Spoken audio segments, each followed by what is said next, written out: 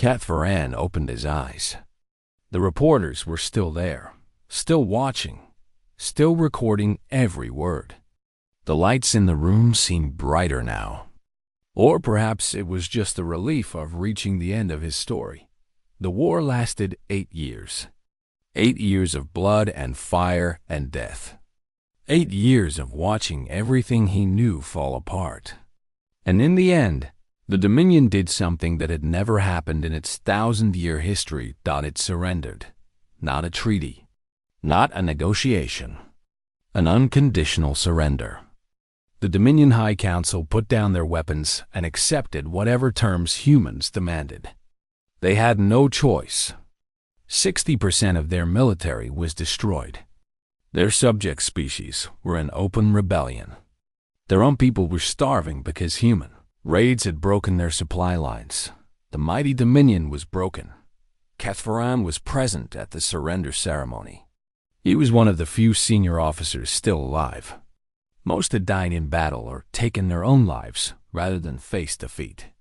But Catharan wanted to see it. He needed to see it. He needed to understand how his people had fallen so far. The ceremony was held on a Dominion space station near the center of their former empire. The High Council sat at a long table. Their robes were torn and dirty. Their faces showed exhaustion and shame. They looked like prisoners, not rulers. The humans arrived on a shuttle from the Defiant Hope. The ship was still flying, though it was covered in scars from 100 battles. It had become a symbol. Every species in the galaxy knew what that ship meant. Admiral Patricia Vance walked into the room first. She was 68 now. Her hair was completely white. Her face was lined with years of war.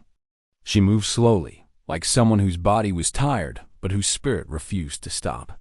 Behind her came the others. Catharan recognized some of them from intelligence reports. Maria Delgado, the resistance leader from Kepler's Hope. Her hair was gray now, but her eyes still burned with the fire he remembered from their first meeting. Lieutenant Cody Barnes, the navigator who had made the Defiant Hope's impossible jumps possible. General Rosa Medina, who had led the campaign that brought the Dominion to its knees. And behind them, in rows that stretched back to the shuttle and beyond, were soldiers. Human soldiers. Men and women of every age. Some were young, barely old enough to fight. Some were old, with white hair and wrinkled faces. Some were missing arms or legs or eyes. All of them had the same look in their eyes. The look of people who had survived something terrible and come out stronger. 1,000 humans filled that station. Each one represented millions who had died. Each one carried the weight of a species that had refused to be conquered. The High Council leader stood. His voice trembled as he spoke. "We accept your terms. The Dominion surrenders. What do you demand of us?" Admiral Vance did not answer immediately. She looked around the room. She looked at the broken council members. She looked at the Dominion guards who stood with their weapons lowered, afraid to meet human eyes. Then she spoke. Her voice was quiet, but it filled the entire room. "We did not ask for this war," she said. "Your people came to our homes. Your soldiers killed our families. Your weapons destroyed our worlds." She paused. 4 million people died on Eden's Rest. They had done nothing to you. They were just living their lives. And you erased them in 1 hour. She stepped forward. The council members flinched. "We will not forget what you did. The humans who died in this war will not be forgotten. Their names will be remembered forever. And the galaxy will remember what happens to those who attack humanity." She stopped directly in front of the council leader. She was small compared to him. Her head barely reached his chest. But he was the one who looked afraid. "We are not going to enslave you," Admiral Vance said. "We are not going to destroy your worlds or kill your people. That is not who we are." She leaned closer. "But we will be watching forever. If you ever threaten another species, if you ever try to build your empire again, If you ever forget this lesson, we will come back. And next time, we will not be so merciful." She stepped back. "That is all. This war is over." The silence that followed was the loudest sound Catherine had ever heard. The reporters in the interview room were quiet. Some of them were taking notes. Others were simply staring at Catherine with expressions he could not read. Fear, perhaps, or wonder, or both. One reporter finally spoke. "What do you want the galaxy to understand about humans?" Catherine thought about this question for a long time. He thought about Danny Ortiz flying his broken ship into a Dominion flagship. He thought about Maria Delgado fighting with farming tools against a professional army. He thought about Eddie Tran's smile as he walked into the command center. He thought about Pete Kowalski promising revenge with dead eyes. He thought about Admiral Vance standing small but unbreakable before the conquered Dominion. "Humans are not the strongest species," he said finally. "They are not the most advanced. They do not live the longest, or think the fastest, or breathe the quickest." He leaned forward. "But they do not break. They do not surrender. And they do not forgive." He touched the burn marks on his shell. The marks that would never heal. The marks that reminded him every day of what he had survived. When you fight a human, you are not fighting one soldier. You are fighting every human who has ever lived and every human who will ever be born. Their dead do not leave them. Their fallen become fuel for the living. They carry their ghost-like weapons. He looked directly at the cameras. He knew billions of beings were watching. Species who had never met humans. Species who might one day think about attacking human space. "I survived the human war front," Catherine said. "Most did not. And I tell you now, to every species listening, if you have any quarrel with humanity, settle it with words. Sit down at a table. Talk. Negotiate. Compromise. Do whatever you need to do to find peace." His voice grew harder.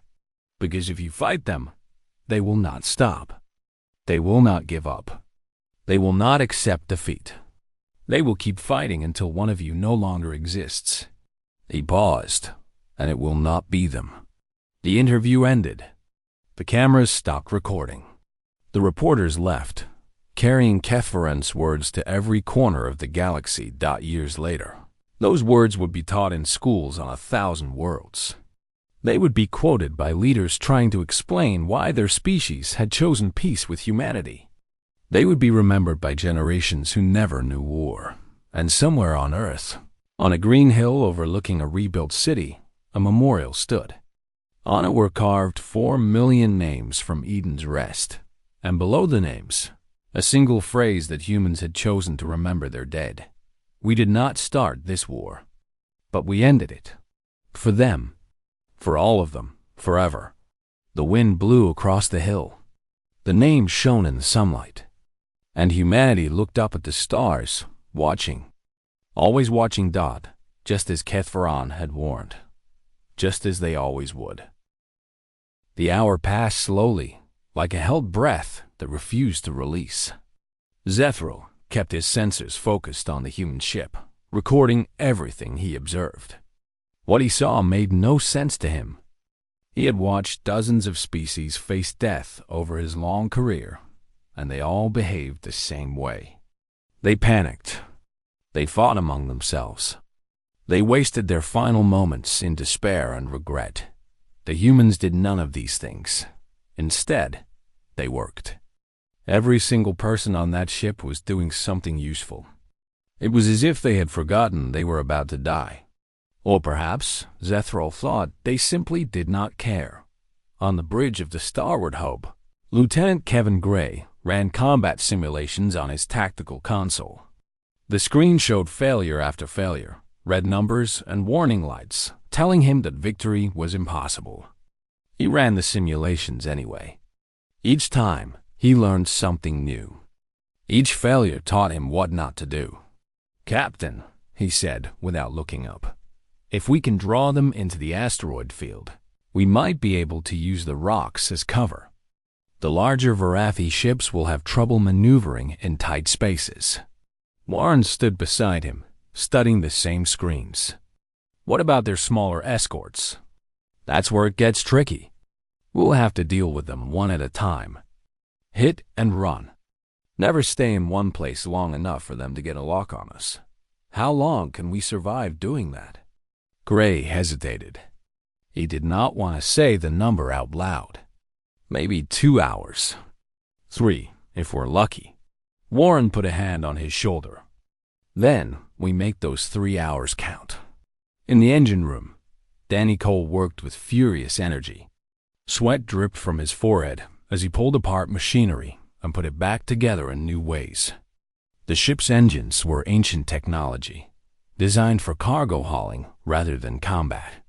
They were never meant to run at combat speeds, never meant to perform the kind of maneuvers that Gray was planning. Cole was going to make them work anyway. Talk to me. Old girl, he whispered to the ship as he rewired a power junction.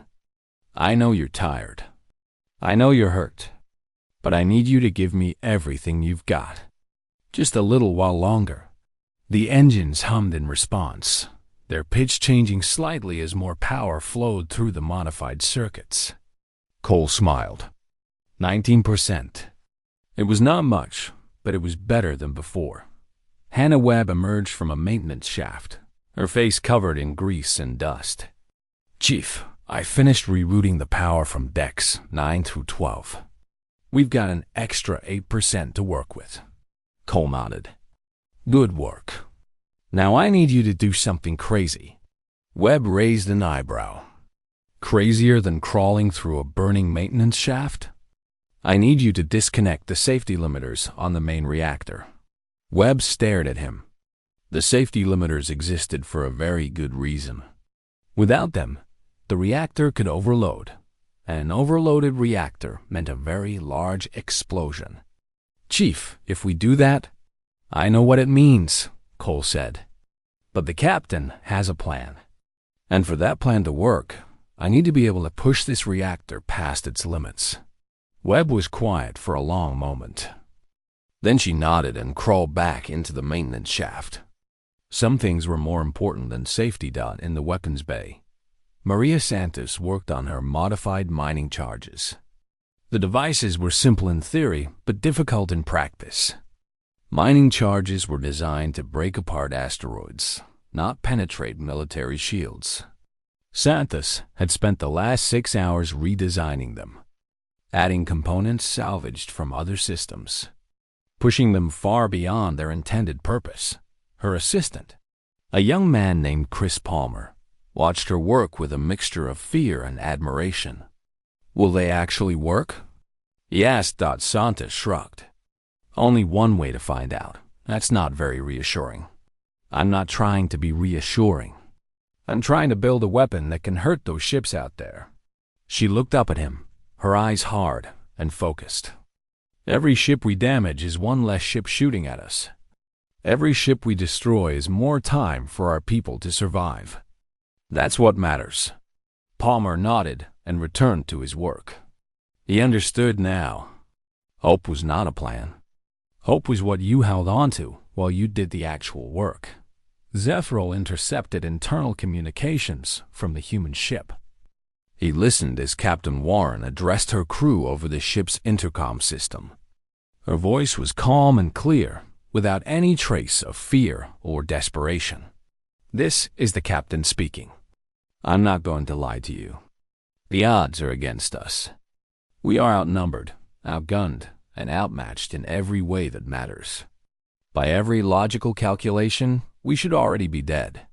She paused, and Zephril leaned forward in his observation pod. But here's the thing about humans.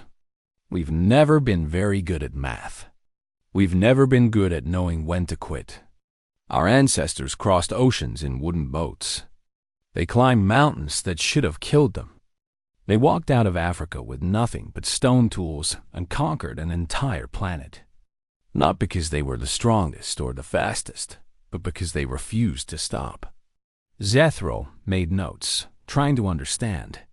This was not the speech of a dying species. This was something else entirely. The aliens out there think they know what we are. They think we're just another species to be conquered, another footnote in their history books. They're wrong. They don't know that every single one of you chose to be here. They don't know that we've been fighting for survival since the first humans stood upright on the plains of Earth. They don't understand that we don't fight because we think we'll win. We fight because that's what we are. That's what we've always been. In the medical bay, Dr. Ortega paused in his work to listen. The wounded around him lay still, their eyes fixed on the ceiling-mounted speakers. In about 30 minutes, they're going to attack us. And when they do, we're going to show them something they've never seen before. We're going to show them what happens when you corner a human. We're going to make them pay for every inch. And when this is over, whether we live or die, they are going to remember us. They are going to fear us. And they are going to think twice before they ever threaten humanity again. The intercom clicked off. For a moment, the ship was silent. Then the crew returned to work with renewed focus. There was no cheering, no shouting, no dramatic music. There was only the quiet determination of people who had accepted their fate and decided to make it mean something. The Verati fleet finished its attack formation. 40 ships arranged in a perfect sphere around the asteroid field, cutting off every possible escape route. Commander Keth Voran sat on his bridge, watching the human ship on his view screen. It was such a small thing, so fragile and broken. He almost felt pity for the creatures inside Dot, almost. "Begin the attack," he ordered. The fleet moved forward, weapons charging, shields at full power. They expected an easy victory. They expected the humans to break and run, or perhaps to beg for mercy at the last moment. They expected this to be over quickly. They were wrong about everything. Zethral activated his recording devices and prepared to document the death of 200 humans. He had no idea that he was about to witness something that would change his understanding of the galaxy forever. The battle for the Starward Hope was about to begin. The first shots lit up the darkness of space like artificial lightning. Vorathi weapons fire streaked toward the Starward Hope. Bright blue beams of energy meant to tear through metal and flesh. The human ship should have been destroyed in the opening seconds. It should have crumbled under the overwhelming firepower of 40 warships. It did not. Captain Warren had positioned her ship behind a large asteroid, using the rock as a shield. The Vorathi weapons slammed into stone instead of hull, vaporizing chunks of the asteroid, but leaving the Starward Hope untouched. "Now," Warren said quietly. Maria Santos pressed a button on her console. 2 modified mining charges launched from the ship's cargo bay, their small engines pushing them at maximum speed toward the Vorathi flagship. The devices were invisible against the backdrop of the asteroid field. Too small for standard sensors to detect. Commander Keth Voran did not see them coming. The charges struck his ship's shields and detonated. They should not have been able to penetrate military-grade shielding. Mining equipment was not designed for warfare. But Santos had spent 6 hours rebuilding those charges, adding components that focused the explosive force into a single concentrated point. The shields held for exactly 1 second before collapsing. The explosion ripped through the Vorathi flagship's forward section. Fire bloomed in the vacuum of space, silent and deadly. 3 smaller ships in close formation were caught in the blast wave. 2 of them broke apart immediately, their hulls torn open by the force of the detonation. The third spun away, disabled and burning. Zethral's observation pod shook from the distant explosion. He stared at his sensor readings, unable to believe what he was seeing. 4 Vorathi ships destroyed or disabled in the opening seconds of the battle. That was not supposed to happen. That was not possible. He rewound his recordings and watched again. The modified mining charges had moved so fast, so quiet, that even his advanced sensors had barely registered them. The humans had turned simple industrial equipment into weapons of war. It was crude. It was desperate. It was brilliant. On the Varathi flagship, Kethvorn pulled himself from the wreckage of his command chair. Blood ran down his face from a deep cut on his forehead. Warning lights flashed everywhere. Officers shouted damage reports. The ship was still functional, but barely. How? He demanded. How did they do this? No one could answer him. The stalwart Hope did not wait for the Varathi to recover. It dove deeper into the asteroid field, using the rocks as cover, weaving through spaces that should have been too narrow for a ship its size. Danny Cole pushed the engines harder than they had ever been pushed, the modified power systems screaming in protest but refusing to fail. "Keep us moving," Warren ordered. "Don't let them get a lock on us."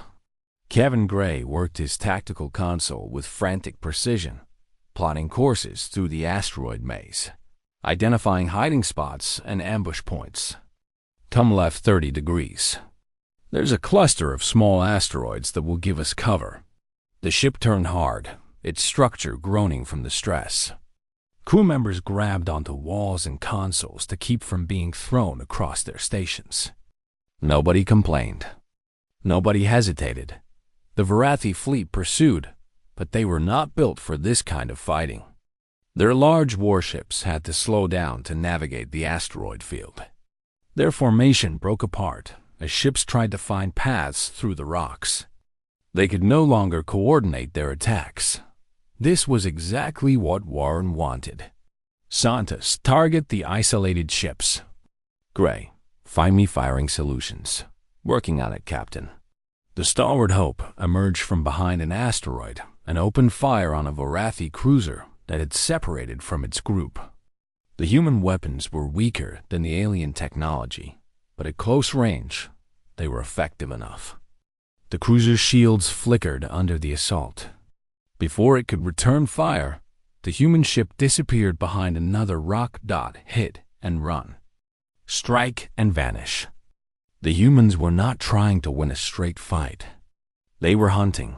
1 hour into the battle, 11 Varathi ships were destroyed or disabled. The human ship had taken hits, new wounds added to old ones, but it was still fighting. Still moving. Still refusing to die. Zethral had stopped trying to write his report. He could only watch in stunned silence as the humans tore through the most powerful fleet the Varathi had ever assembled. His sensors tracked the battle, recording every detail, but his mind struggled to process what he was seeing. These humans should be dead. Every calculation said they should be dead. And yet they fought on, using every trick, every tactic, every desperate measure they could think of. He observed the human crew through his long-range sensors. They were exhausted. Some of them were wounded. The ship around them was falling apart. Fires burning in multiple sections, power flickering in others. And still they fought. On the bridge, Warren stood at the center of chaos. Smoke filled the air. A console exploded nearby, showering sparks across the deck. She did not flinch. "Damage report," she called out. "Shields are gone," Gray reported. "Hull breaches on decks 2, 5, and 8. We're losing atmosphere faster than we can seal the leaks." "Weapons?" Santos coughed from the smoke, but kept her hands on her controls. 4 mining charges left. Main guns are at 50%. Secondary weapons are offline. Engines? Cole's voice came over the intercom, strained and tired. "Holding at 17%, Captain. She's giving us everything she's got." Warren nodded. 17%. It was enough. It had to be enough that the Varathi regrouped outside the asteroid field.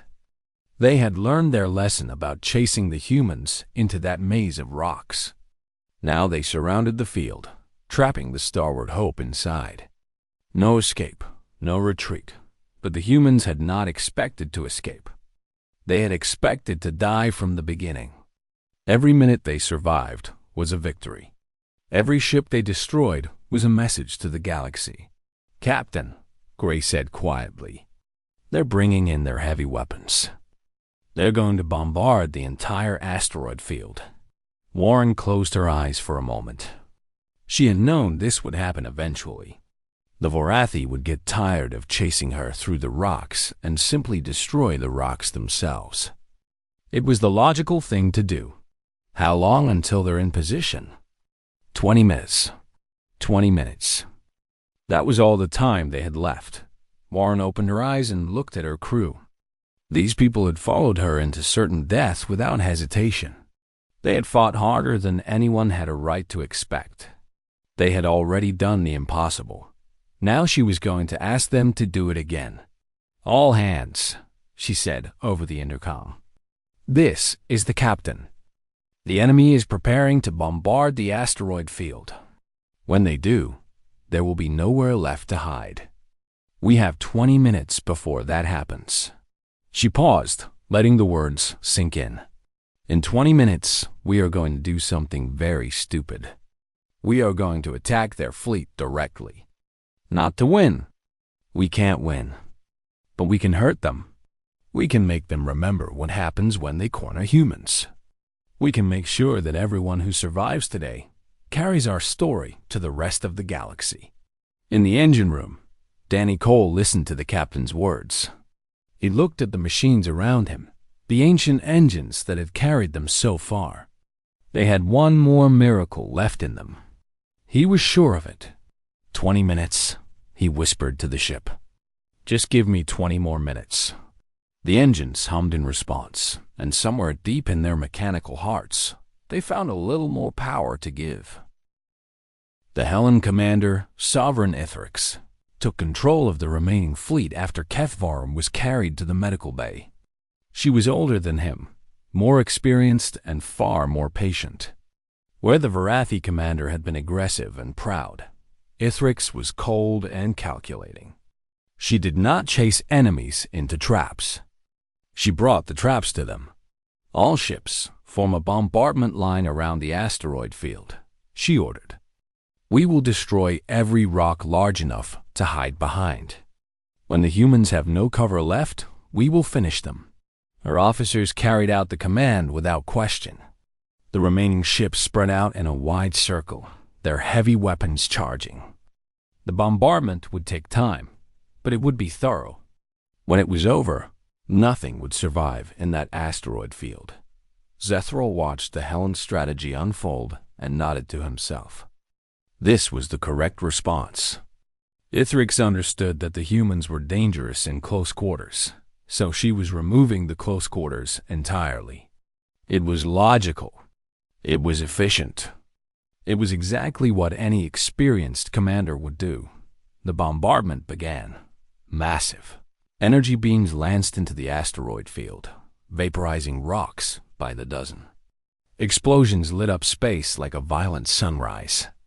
The Stalwart Hope shook as asteroids around it were destroyed. The shockwaves battering its already weakened hull. Captain Warren gripped the armrest of her command chair as the ship rattled.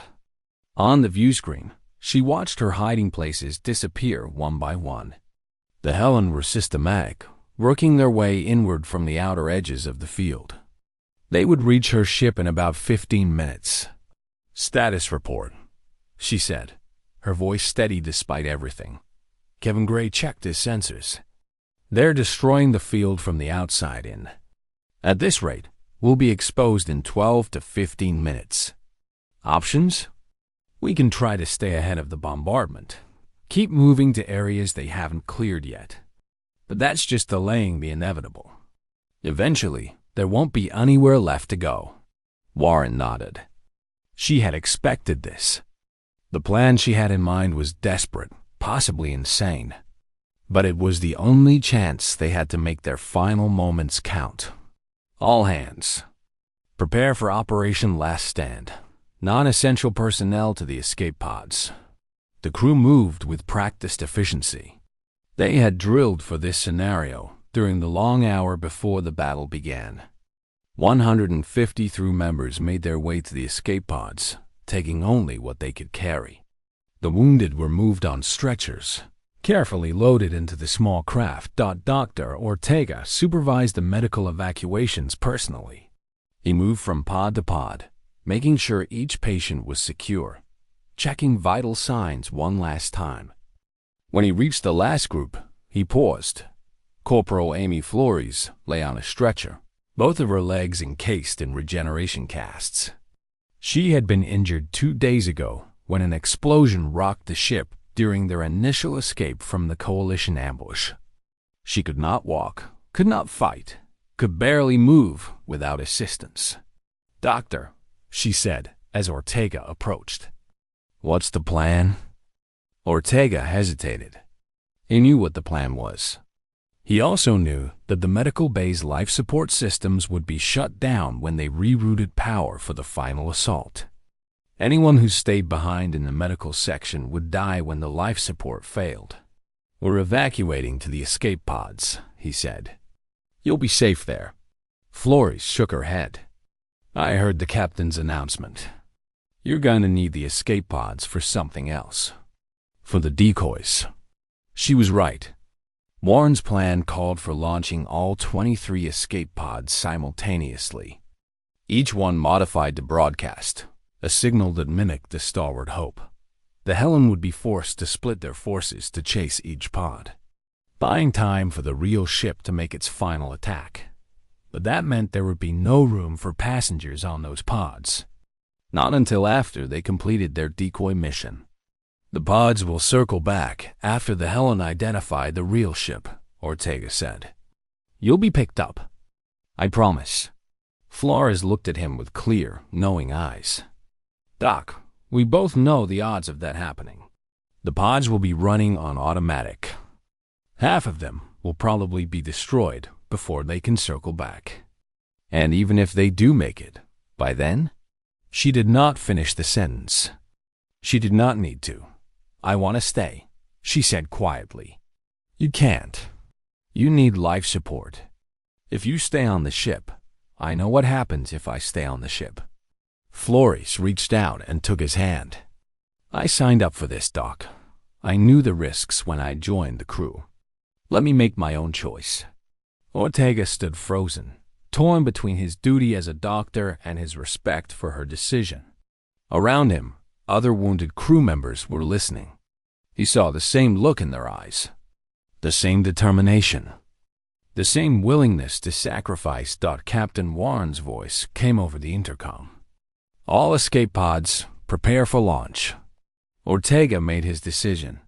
He began disconnecting the wounded from their life support machines, moving them toward the pods. But when he reached Flores, he stopped. "Are you sure?" He asked one last time. "Give them hell, Doc." He nodded and moved on. Behind him, 11 wounded crew members chose to stay with the ship. They knew they would not survive. They chose to stay anyway. The escape pods launched, scattering in 23 different directions. Each one broadcast signals designed to confuse enemy sensors, making each tiny pod look like a full-sized warship. The Helen fleet, uncertain which target was real, was forced to send ships to chase each pod. Ithrix recognized the tactic immediately. It was clever, but ultimately futile. She ordered her ships to identify the real target and ignore the decoys. But identification took time, and time was something the humans were buying with their lives. On the Starward Hope, only 47 people remained. The ship felt empty now, its corridors silent except for the hum of machinery and the distant thunder of explosions outside. These 47 had all volunteered to stay. They knew they would not survive. They stayed anyway. Hannah Webb had finished her work on the reactor. The safety limiters were disconnected, the power systems modified to channel every last watt of energy into a single massive pulse. When activated, the pulse would fry the electronics of every ship within a 10-kilometer radius.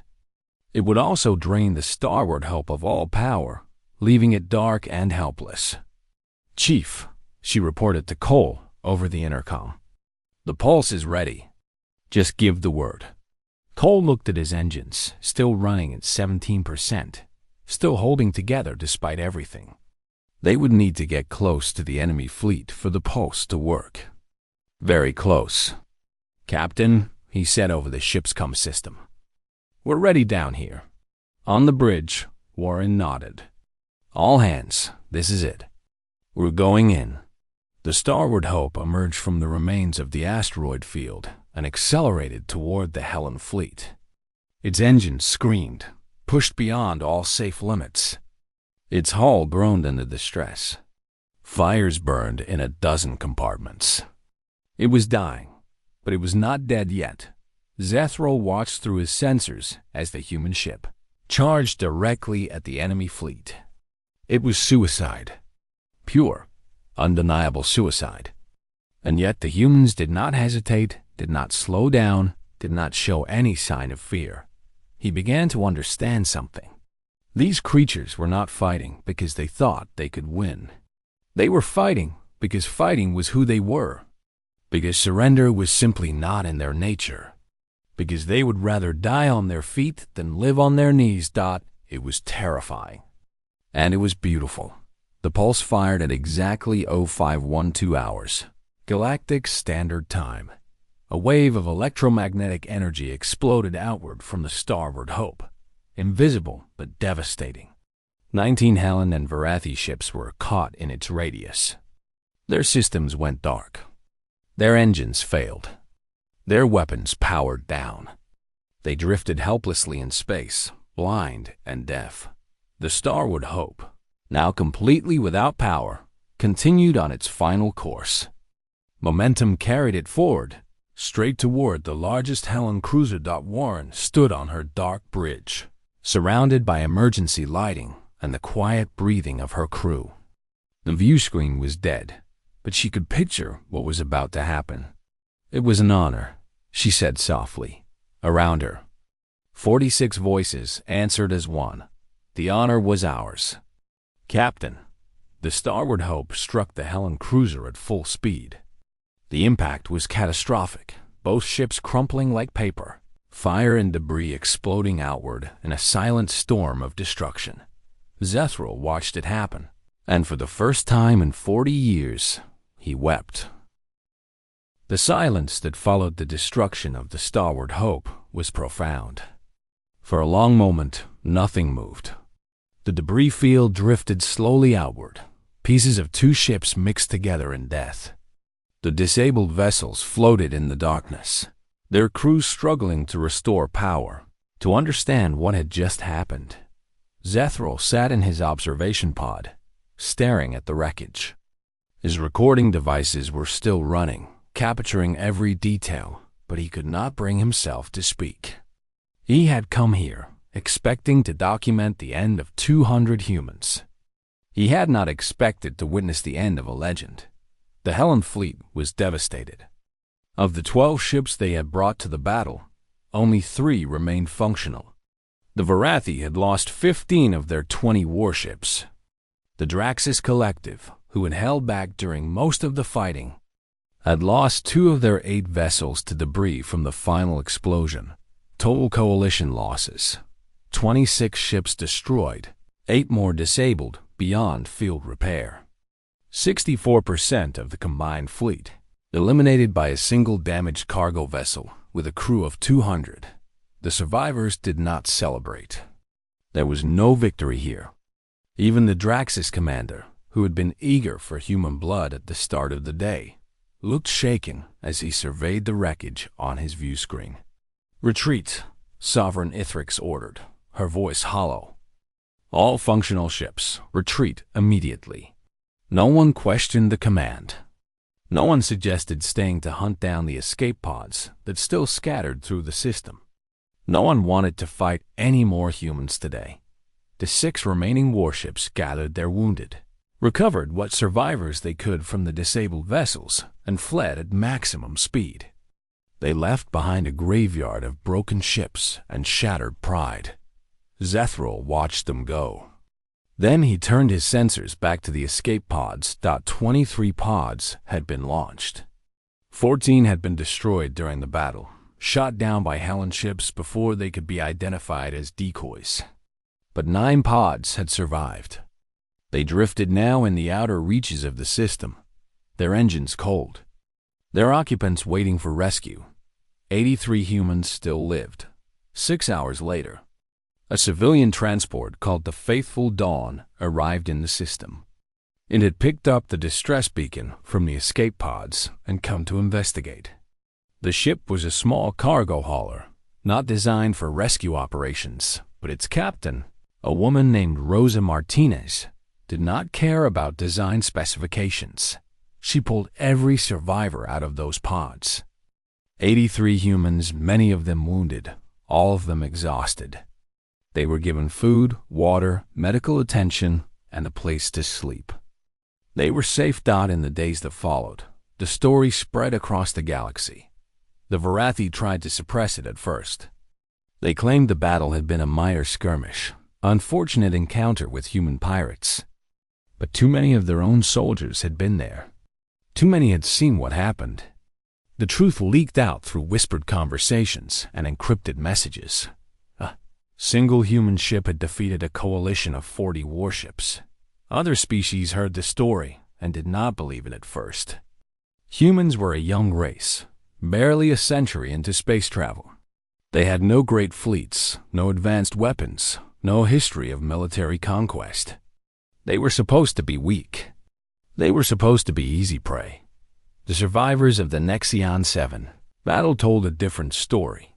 They spoke of a human captain who refused to surrender, of crew members who laughed in the face of death, of modified mining charges that punched through military shields, of a ship that kept fighting long after it should have been destroyed, of a final charge into the heart of the enemy fleet, a suicide attack that took 19 ships with it.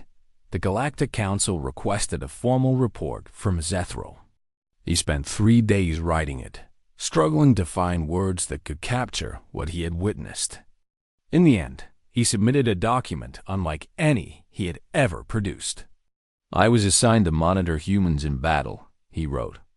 "I expected to document their defeat, their extinction, their final moments as a footnote in galactic history. Instead, I watched a massacre unfold. But the massacre was not what anyone had anticipated."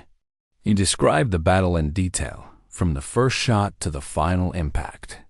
He included sensor logs, communication intercepts, and his own observations. He did not editorialize or speculate. He simply reported what he had seen done, but at the end of his report, he added a section that went beyond simple observation. "I have studied 47 species across my career. I have witnessed courage, desperation, cunning, and sacrifice. But I have never seen anything like what the humans call fighting spirit. It is not rational. It does not calculate odds or weigh costs. It simply refuses to accept defeat." The coalition lost 64% of their forces to a single damaged vessel with a crew of 200. This was not supposed to be possible. By every metric we use to predict combat outcomes, the humans should have been annihilated in minutes. They were not. I am amending my species assessment. Humans are not a minor power to be monitored. They are not a curiosity to be studied. They are a warning. He paused in his writing, thinking about Captain Lisa Warren and her crew, thinking about the calm way they had prepared for death, the fierce way they had fought for life, thinking about the 11 wounded crew members who had chosen to stay on the ship rather than burden the escape pods. "When you fight humans," he continued, "you are not fighting soldiers. You are fighting something older, something bred into their bones across a million years of evolution on a death world they call Earth. You are fighting the descendants of creatures who hunted giant beasts with sharpened sticks, who crossed frozen continents on foot, who looked at the stars and said, 'We will go there,' no matter the cost." Their ancestors survived ice ages, plagues, and countless wars. They climbed out of the mud and reached for the sky. They made fire. They built cities. They split the atom and touched the moon. And through all of it, through every disaster and setback and tragedy, they kept going. They kept fighting. They refused to give up.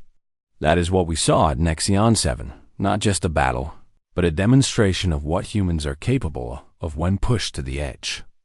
They did not fight because they thought they could win. They fought because that is who they are. That is what they have always been. The 83 survivors of the Starbound Hope have been rescued. They will return to human space as heroes. But more importantly, they will return as a message. A message to every species in the galaxy who thought humans were weak. A message to every empire that considered humanity easy prey. The message is simple. Do not corner them. Do not give them a reason to fight. And whatever you do, do not expect them to surrender. Because humans do not surrender. They do not give up. They do not accept defeat. They will fight to the last breath, the last bullet, the last drop of blood. And even if you destroy them, they will make you pay such a terrible price that you will never forget them. Captain Lisa Warren and her crew are gone, but their story will echo across the stars for generations. Every species will hear it. Every empire will remember it. And every military commander in the galaxy will think twice before engaging humans in battle. That is their legacy. That is their victory. The Starbound Hope may be destroyed, but the hope it represented will never die. The humans made sure of that. They wrote their message in fire and blood, and the galaxy will never forget it. Zethral finished his report and submitted it to the council. Then he sat alone in his observation pod, looking out at the stars. Somewhere out there, 83 humans were making their way home. They were wounded and grieving, but they were alive. They had survived against impossible odds, just as their species had always done. And somewhere in the distance, the debris of the Starbound Hope continued to drift. A silent monument to 200 humans who had refused to go quietly into the dark. Zethral raised an imaginary glass to them. To the humans, he whispered, "May the galaxy never forget what you taught us today." The stars twinkled in response, indifferent and eternal. But Zethral knew that somewhere among them, the story was already spreading. The legend was already being born. Humanity had announced itself to the galaxy. And the galaxy would never be the same.